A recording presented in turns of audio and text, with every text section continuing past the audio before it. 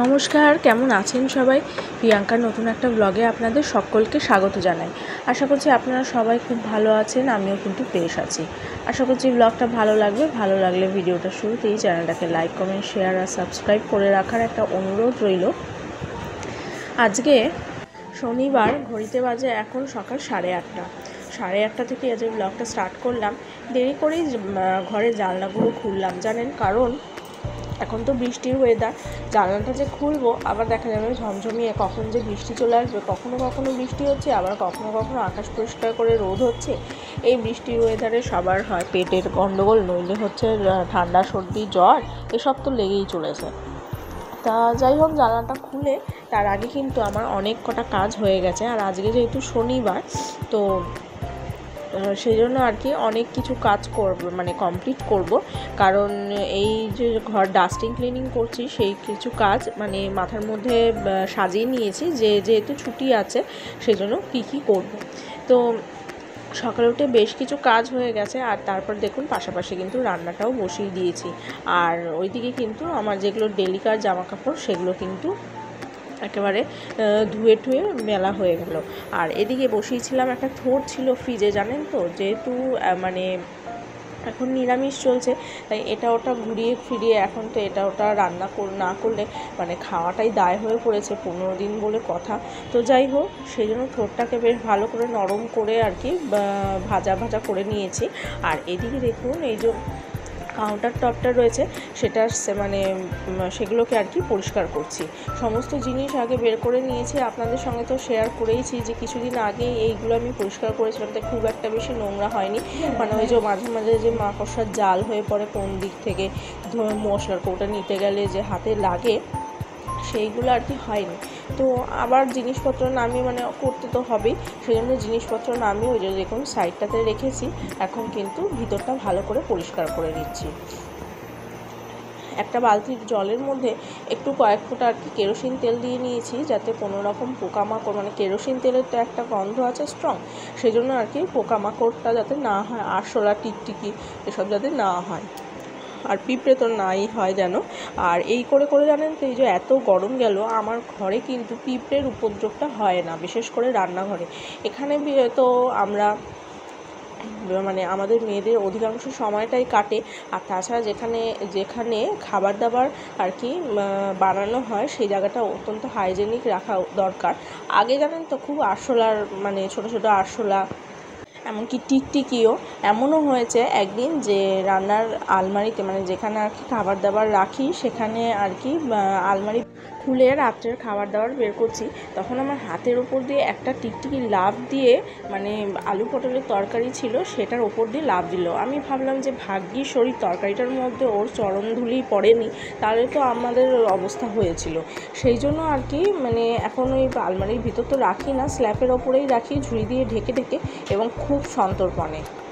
এবং যখনই এই কাউন্টার টপগুলো পরিষ্কার করি, তখনই কিন্তু চেষ্টা করি কেরোসিন দিয়ে পরিষ্কার করার। আর আরেকটা জিনিস কি বলুন তো, ময়ূরের পালক কিনে ওই আলমারির ভিতরে রেখে দিলেন না, টিকটিকির উপদ্রবটা আমি দেখেছি কম হয়। সেজন্য সেইগুলোকে আর কি যতটা সম্ভব সাবধানতা অবলম্বন করে সেগুলোকে আর কি রাখার চেষ্টা করি। খাবার জিনিস বলে কথা, ওই যে বললাম, তখন যদি টিকটিকি চরণধুলিটা পড়তো আমাদের খাবারে, তাহলে তো হয়ে গেছিলো। আর এদিকে দেখুন থোড়টা নামানো হয়ে গেছে। আর একটু ডাল, মুগ ডাল, এখন তো মুগ ডালেরই সমস্ত কাজ কারবার। মুগ ডালটা একটু ভেজে একটু ডাল বসিয়ে দিয়েছি। তো ডালে কি দেবো এই ভাবছি। ওই যে বললাম নিরামিষের দিনে কি রান্না করবো, কখন কোন দিন কী করবো, এইটা যেন প্রত্যেক দিনকার একটা সমস্যার ব্যাপার। আমিষ দিনে হচ্ছে কিছু একটা মাছ বাজার থেকে আসো, সে মাছ ভাত করলেও হয়ে যায়, তার সঙ্গে একটা কিছু। কিন্তু নিরামিষ দিনে রান্নার যেমন ঝামেলা, রান্না করব তার জন্য গোছগাছ করে নেওয়াটাও ঝামেলা, সবজি কেটে গুছানোটাও ঝামেলা। আর তারপরে হচ্ছে কিন্তু এন্ড অফ দ্য ডে রান্না করে যেন আর খেতে ইচ্ছা করে না, কারণ সত্যিই টানা 15 দিন নিরামিষ খাওয়া, এমনি আমরা যারা আমিষ প্রিয় মানুষ, তাদের কিন্তু নিরামিষের দিনগুলো পেরিয়ে ওঠাটা খুব কষ্টকর। তো যাই হোক, এদিকে কিন্তু পাশাপাশি আমি একটু আলু ভাজার মতন করে আলু কেটে একটু বাটি চচ্চড়ি বসিয়ে দিয়েছি। আর ওই যে তখন যে কাউন্টার টপটা মুছে নিয়েছে, এখন সেই সমস্ত জিনিসগুলো একটু শুকনো কাপড় দিয়ে মুছে আর যেগুলো একেবারে ধোয়ার প্রয়োজন আছে সেই সব কৌটাগুলোকে, যেমন তেজপাতার কৌটোটাকে বের করে দিলাম, এই সমস্ত জিনিসগুলোকে বের করে গুছিয়ে ঠুচিয়ে আর কি তুলে রাখবো। আর এই ইন্ডাকশানটা জানেন তো আমার বিয়ের অনেক আগে ইন্ডাকশানটা ব্যবহার করা হয় না, তাতে কিন্তু দেখলাম পিছন দিকের একটা তার গেছে, মানে ইঁদুর বা আরশোলা হয়তো ওই যখন আগে উপদ্রব ছিল খেয়ে ফুটো করে দিয়েছে। তো যাই হোক, এটা রেখে দেওয়াই সার, পুরনো স্মৃতি হিসেবে ব্যবহার তো করা হয় না। তো এখন টুকটুক করে জিনিসগুলোকে আর কি মুছে মুছে তুলে রাখছি।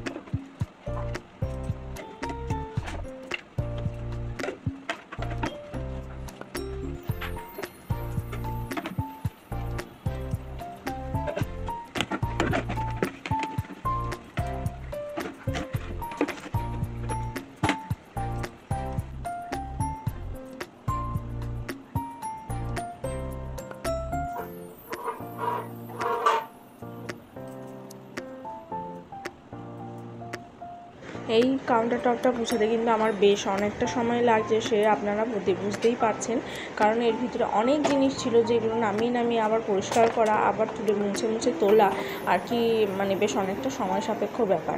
ওই যে বললাম শনিবার, আজকে বেশ কিছু কাজ আমি মাথায় সেট করে নিয়েছি যে এগুলো শেষ করতেই হবে, কারণ শনি রোববারটাই হচ্ছে ছুটির দিন, অন্য দিন তো মানে যেহেতু ওর স্কুল থাকে তখন একটা টাইমের মধ্যে সব কিছু করতে হয়।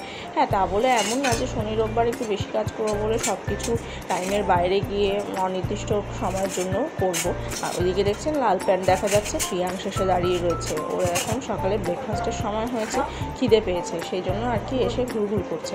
তা যাই হোক, এইটুকুনি সেরে আমি ওকে খেতে দেবো। আর যে বললাম একটু বুঝিয়ে বললাম, তখন কিন্তু আবার চলে গেল। এদিক থেকে কিন্তু আমার ছেলেটি বেশ ভদ্র, তবে মাঝে মাঝে আর কি রুদ্র রূপ ধরেন। তো যাই হোক, তখন আর কি ম্যানেজ দিতে হয়। আর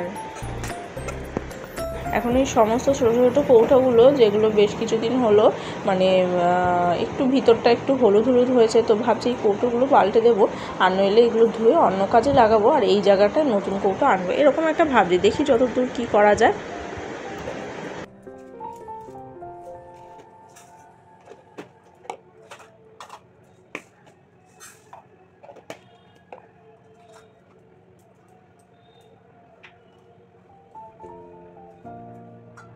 আসলে কী বলুন তো, এই যে কাজগুলো এত ডিটেলে করছি বা এত ডিপলি করছি, এগুলো কিন্তু সম্পূর্ণ নিজের ভালোবাসার জায়গা থেকে। আগে এই কাজগুলো করতে ভীষণ বিরক্ত লাগতো, কৌটো খুলে খুলে পরিষ্কার করবো বা দেখবো, এই কথা যেন ভাবতেই পারতাম না, ভীষণ বিরক্তকরই লাগতো, খুব বিরক্ত সহকারে অনেক সময় এই কাজগুলো করেছি। কিন্তু এখন এগুলো নিজের ভালো লাগা থেকেই করে থাকি। আর ওই যে সেদিনকে ব্লগটার শেষের দিকে শেয়ার করলাম যে এই কাজের জন্য এক সময় অনেকের অনেক কিছু কথাই শুনেছি, কিন্তু কী বলুন তো, এখন মানে কি বলবো, নিজের কাজ নিজেই করতে পারি এবং কোনো রকম সাহায্য ছাড়াই। তো যেগুলো আর কি কৌটোগুলো খালি করলাম ধোয়ার জন্য, সেই মশলা একটু মশলাগুলো কিন্তু আমি এই ছোটো বাটিতে রেখে দিলাম, কৌটোগুলো ধোয়া হলে তখন আবার রিফিল করবো আর কি। যেটা বলছিলাম, এখন কিন্তু নিজের কাজ নিজেই ভালো মতন গুছিয়ে করতে পারি, তার জন্য কিন্তু কারোর হেল্প প্রয়োজন হয় না। কিন্তু ওই যে একদিনে সবটা হয়তো করতে পারি না, বা 3-4 দিনে হয়তো একবারে সবটা নামিয়ে দিতে পারি না, যেহেতু মানে ছেলেটার পিছনেও অনেকটা সময় দিতে হয় এবং তারও সব কিছু স্কুল টুল এগুলো টাইম মেনটেন করতে হয়, বা থেরাপি সেই জন্য আর কি একটু একটু করে আমি মোটামুটি করতে পারি। তো যাই হোক, করাটা নিয়ে কথায় এটাই আমার মনে হয়। তো এদিকে কিন্তু আমার এই কাউন্টার টপটা পুরোপুরি ধোয়া মোছা সমস্তটা হয়ে গেল। আর এদিকে যেহেতু নিরামিষ চলছে, একটুখানি মটর ডাল আর ছোলার ডাল মিশিয়ে ভিজিয়ে রেখেছিলাম, তাই একটু বড়ার তরকারি আজকে করে নেব। এটা কালকেই ভেজানো ছিল, কালকে আর স্কুলের টাইমের জন্য করে উঠতে পারিনি, তো আজকে করে নেবো আর কি। তো এক এক করে আর কি ডালটা পেস্ট করে এই যে বড়াগুলো এখন ভেজে নিচ্ছি। আর বড়াগুলো ভাজতে যেটুকু সময় তারপরে দেখুন বড়াগুলো সুন্দর ভাজা হয়ে গিয়ে আমার কিন্তু মশলা কষাতেও দেওয়া হয়ে গেছে আলুতে। আর পাশাপাশি হাঁড়িতে একটু ভাতও বসিয়ে নিয়েছি। এই তো আজকের মতন কাজটা সম্পূর্ণ। তবে আজকে কিন্তু ব্লগটা দেখবেন দুদিন মিশিয়ে, মানে শনিবার আর রোববারের কিছুটা ক্লিনিং মিশিয়ে আর কি আপনাদের সঙ্গে শেয়ার করছি। তো এদিকে দেখুন আমার কিন্তু তরকারিটা কষানো হয়ে গেছে, এই আলুটা আর এই যে ঝোল দেওয়ার পর এই যে দেখুন আমার বড়ার তরকারি একদম রেডি। তো চলুন কী কী করেছি দেখিয়ে দিই। এই বাটি চচ্চড়িটা রেখে দিয়েছিলাম সকালে রুটি খাওয়ার জন্য, প্রিয়াংশুর বাবা খেত কিন্তু সকালে খেয়েছিল চিড়ে, তো এটা রাত্রে রুটি খাবে। আর এই যে একটু কিছু বড়া, শুকনো বড়া তুলে রেখেছি, আর করছি একটু ডাল টমেটো দিয়ে, আর এই যে বড়ার ঝোল। তো চলুন আজকের শনিবারের ভিডিওটা ওখানেই সমাপ্ত করলাম। আর এটা কিন্তু রোববারে পুরো মোটামুটি ভিতরের কাউন্টারটপগুলো পরিষ্কার করা হয়ে গেছে। আর আজকে হচ্ছে রবিবার, তো আজকে এটা শেষ করব হচ্ছে দেয়ালটা পরিষ্কার করে।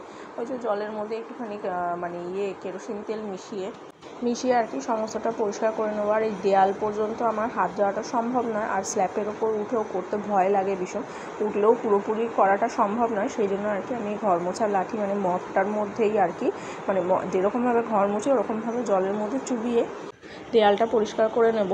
তো এইভাবে আর কি সমস্ত দেয়ালগুলো সমস্ত পাশের দেয়ালগুলো আর কি করে নেব। তাতে কি হয়, ওই যে বললাম গরমকালে পোকামাকড় বা পিঁপড়ে টিপড়ে এসব হয় না। তো চেয়ারের ওপর উঠেই করে নিচ্ছি। এর আগের বার স্ল্যাপের ওপরে উঠে করেছিলাম, কিন্তু এইবার আর সেই সাহসটা পাচ্ছি না, কারণ অলরেডি দেখছেন স্ল্যাপের ওপর কিছু রান্না রাখা হয়েছে, কিছুটা রান্না হয়ে গেছে। তো সেই জন্য আর কি পাছে খাবারগুলো পড়ে যায়, আর স্ল্যাপের ওপর উঠতেও ভয় লাগে। তো এইভাবে কিন্তু আমার এক এক করে চারপাশের দেওয়ালই পরিষ্কার করা হয়ে যাচ্ছে। এরপরে লাস্টে দরজাটা পরিষ্কার করে নেব। তাতে কি হবে, দরজাটাও আর আরেকটা জিনিস, কেরোসিন তেল দিয়ে পরিষ্কার করলে না দেখেছি জিনিসের চিটেটা ছাড়ে। তো রান্নাঘর যেহেতু দেখেছেন চেয়ারের ওপর উঠে কতটা হাত দিতে পারছি মপে করে মুছলে, আর রান্নাঘর যেহেতু সেহেতু চিটে ভাবটা তো বেশি, যতই কিচেন চিমনি থাকুক, কিন্তু কেরোসিন তেলের কিন্তু কোনো জবাব নেই। আর সে ঘর মোছার ক্ষেত্রে হয়তো প্রথম একটা ঝাঁঝালো গন্ধ ছাড়বে, কিন্তু সেই গন্ধটা পেরিয়ে গেলে সমস্ত থেকে কিন্তু ছুটকারা, যেমন চিটে ভাব তেমন হচ্ছে পোকামাকড় সব কিছু থেকে। চলুন ক্লিনিং করতে করতে ভিডিওটাকে শেষ করি। যদি আপনাদের কিছু মাত্র ভালো লেগে থাকে তাহলে অবশ্যই চ্যানেলটাকে লাইক কমেন্ট শেয়ার আর সাবস্ক্রাইব করতে ভুলবেন না। তো দেখা হবে পরবর্তী ভিডিওতে। ততক্ষণ পর্যন্ত আপনারা ভালো থাকবেন, সুস্থ থাকবেন।